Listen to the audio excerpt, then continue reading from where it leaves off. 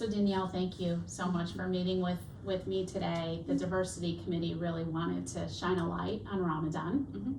So I'm grateful that you are joining us today to answer some questions that I'm sure not only I have, but others in the organization and the community have as it relates to Ramadan. Okay. So Danielle, can you tell me what Ramadan is and when does it start? Ramadan is the month of fasting in Islam. So we celebrate by reading the Quran a lot, listening to Quran, praying a lot. It's about having our sins basically removed if our intent is pure during that month, and bringing us closer to God and closer to our family during that time. It starts April 1st at night, but we do go off of the moon, so it depends on the shape of the moon at that time, and then usually we'll get like notifications if it's definitely Ramadan or not. So it would start the evening of the 1st if it is. Okay. And does it change every year, the date that it starts? Every year it changes. We are based off of the moon in Okay. Islam, so it goes by the Islamic calendar. So this year it's in April, but it's been changing every year. Okay, great. Okay. And what does Ramadan mean to you? Ramadan for me is a little bit different. I mean, I reverted to Islam or converted to Islam in 2006, so everyone has their own take on Ramadan for their personal gain from it. So I try to make sure during this time I really give all my effort into praying and seeking forgiveness like I should. But it's also a lot about community and helping your neighbors and feeding other people who are in need. Not just like looking at war-torn countries right now, like Yemen and Palestine, places like that, but also our own community. So try and help out at like the food kitchen, or bring extra food to the mosque when we go at night to feed other families in need, or even my neighbor or the girls at work. They typically bring them in. I try to make some traditional foods to bring them in, but it's like feeding other people and welcoming them and explaining if they have questions, and it's really community based as well as just about prayer. It's like you're supposed to help everybody need at this time. Great, you answered one of my questions, which is, what's expected of one is. So I'm assuming that this is a combination of what you believe in terms of how you should, what you should do during the Ramadan time period. But it sounds like it's also a part of the culture and the religion around it. Well, yeah, definitely. Because I mean, there's always going to be the traditional facts. The same thing with like Lent. You give up something during Lent in Christianity and Catholic religions. Us, we're giving up something for the entire month during the daylight hours. So no drinking, no eating, no ingesting of anything. So during that time frame, you're relying solely on God to be able to pull you through that day. But it's also like reflection of yourself throughout the year that you just had. What do you need to work on? What do you need to build yourself up to? There's a lot of things that maybe I should have done differently. So, it's taking a step back and looking for my own guidance on what I need to do and how I can fulfill my next coming year. So can we talk a little bit more about the fasting piece of it? What does your day look like? Okay.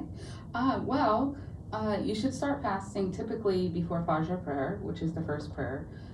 So it's like right before sunrise. So anything you have you're gonna want to eat before that, before the first light of sunrise coming in. So we have like shahur, is what we call like what you would eat before you start fasting, and that's going to be a mix of like, it could be fruits, vegetables, soups, whatever you want, drinks, anything you want at that time. And then throughout the day you have nothing at all. There's no ingestion of anything. There's exclusions if you're pregnant, if you're sick, if you have other health issues, or women don't fast the whole month. Like there's certain things that get you out of that element, but you still have to make it up in other ways, like feeding people or whatnot. So you go all the way throughout the whole day. This year it's like 15 and a half hours, I think, is the first day of Ramadan, which it goes by the moon. So when the sun sets around 8:35, so darkest of night, then you can have like your first sip of water, and typically would follow that by like a couple dates, and then offer your prayer, and then have iftar, which is breaking fast. So breakfast for us is probably going to start around 8:30, 8:40 at night, and then you would have a meal with your family, And it could be a traditional meal, it could be really anything. I know it depends on the country you're in. Some people like to be really traditional during Ramadan, so you're gonna have like your country's kind of like main dish type thing, but it's usually something different every night. And then after dinner, you pray, and then you can eat and drink freely during that time frame. Does it help you though by giving others food? Does it kind of take your I mean, for me mind- it does, Yeah. because like I like to feed everybody anyways, but it is like, it's helping anyone in need is always important, and sometimes people don't say they're in need, and they really are. So it's like if you're giving from your heart to something or to somebody or family, then it is fulfilling for me. Do children participate They in can. fasting? Anyone who has already gone through like becoming a teenager, anyone through that age on up is able to fast. Sometimes children can't make a whole day, which is, they're children. So it's not really mandatory that they do. It's not mandatory for anybody. I want to be clear on that. Like, you don't have to do this. It is a pillar of our faith, so like it's highly recommended. But if you're sick or anything like that and you can't, then there's other ways to contribute to your community and to your faith, which would be like feeding people and donating. My daughter had a little bit of a hard time with it, which I mean any kid would, especially like your first time doing it.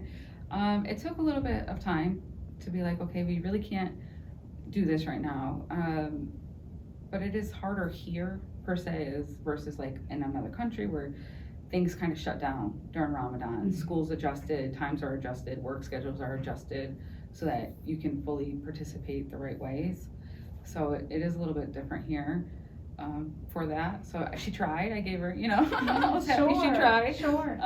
Yeah, so I mean, it's difficult though. It's difficult for anybody, really. So. Absolutely. So what would you want your non-Muslim family members or co-workers or friends to know, or how can they support you better? You don't have to ask if I'm thirsty. I don't need to hear that every day. That is one I always get, like, aren't you thirsty? Like, don't you just want to drink something? Yes, I do, but I'm okay. It's okay. This is like, it's a very, very important time for us, and almost any Muslim you will ask is going to tell you this is their favorite time of year because of the value and importance that it has for us. Yeah. Danielle, this has been an incredible look into the Ramadan traditions, and Thank you. I'm really grateful that you're sharing this information with all of us. It's a beautiful, beautiful tradition, so thank you so much for sharing. Yeah, and if anyone ever wants to go to a mosque during this time, the doors are always open for it. We encourage people to come in and see what we're doing, see how fasting is for us, ask questions. Like, you're not going to get turned away or anything. It's very open door for that. So yeah, thank you for having me with you and let me explain my take on Islam and Ramadan. I appreciate that. Thank you so much. You're welcome. Thank you.